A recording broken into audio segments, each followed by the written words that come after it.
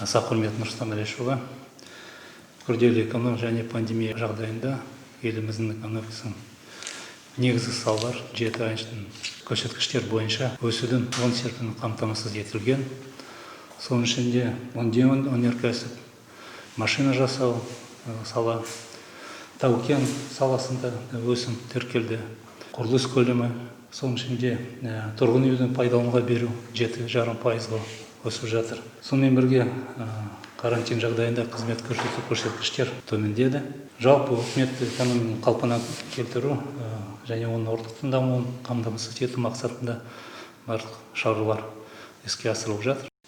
Мы находимся в одном из самых сложных периодов за годы независимости. Это всемирная проблема, не только казахстанская.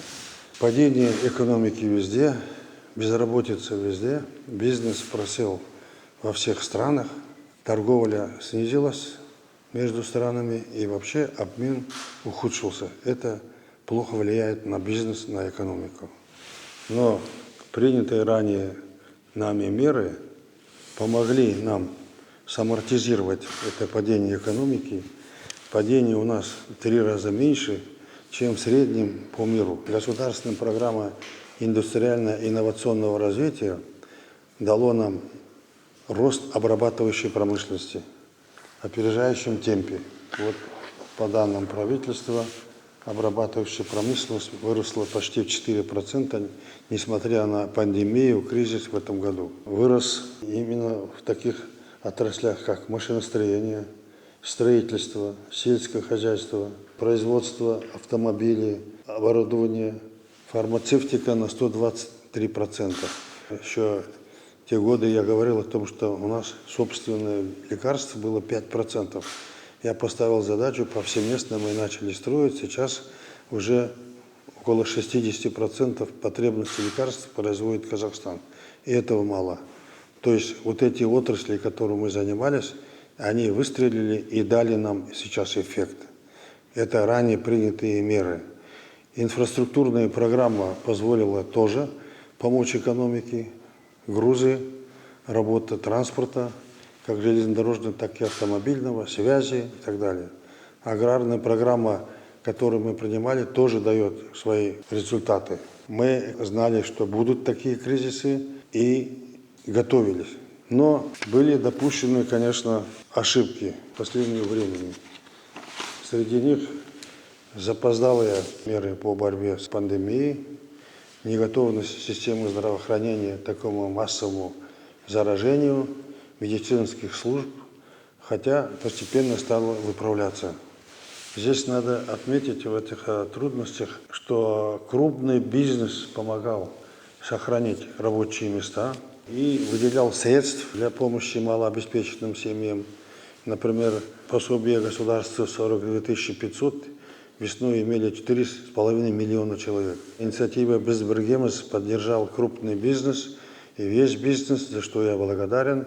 Мы помогли 2 300 000 граждан, в том числе 2000 медикам. Теперь речь идет о том, как мы будем вести себя после пандемии. Он закончится.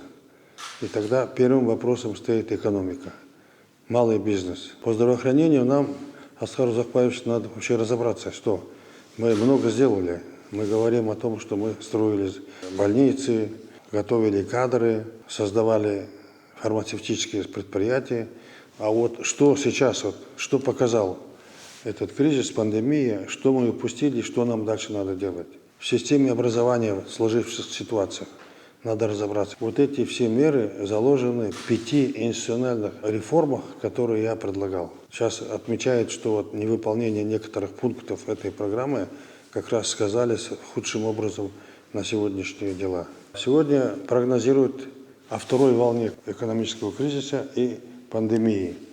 Вот это требует, во-первых, изучения, о чем речь идет нашим специалистам, и специальную программу надо готовить на тот случай, как это скажется на нас. То есть новый подход, соответствующие этому меры. Очень важны меры разъяснительного характера. Это задача идеологического блока государства, средств массовой информации, партии Нур Отан. Государства, которые разъяснили людям что не заражение зависит от самого человека, от его дисциплины, выиграли североевропейские государства. Некоторые проходили даже без карантинов, потому что люди очень были дисциплинированы. Носили маски, мыли руки, в общественных местах не появлялись и тем самым сохранили себя. Главная наша задача, несмотря на кризис, не допустить угрозу национальной безопасности нашей страны. Нам нужна внутренняя стабильность. Казахстанцам надо помнить, что консолидация общества, политическая стабильность – это главный краеугольный камень нашего продвижения вперед. Как всегда, мы такие кризисы проходили, понимая, консолидируясь вокруг государства, вокруг политических сил, как Нур-Отан. Сейчас надо всем казахстанцам об этом помнить, не поддаваться на провокации. Кризисы были, еще будут, они пройдут. Мы снова победим, я в этом уверен.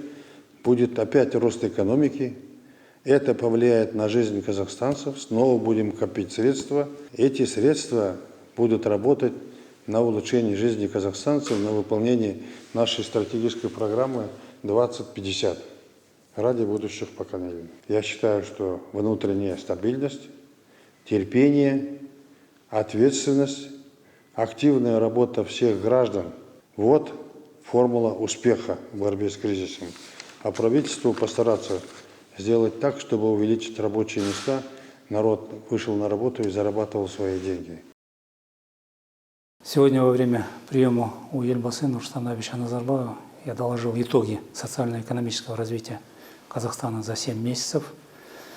В условиях падения экономики, снижения темпов роста экономики, пандемии, основные базовые сектора экономики показали рост, обрабатывающий сектор показал рост 3,8%, в том числе машиностроение, легкая промышленность, фармацевтика, горнорудная промышленность показала рост. В то же время в рамках карантина допущено снижение по сектору услуг, но вот планируется снятие карантина, и мы уверены, что до конца года сектор услуг восстановит свое экономическое положение, и правительство будет оказывать полную поддержку.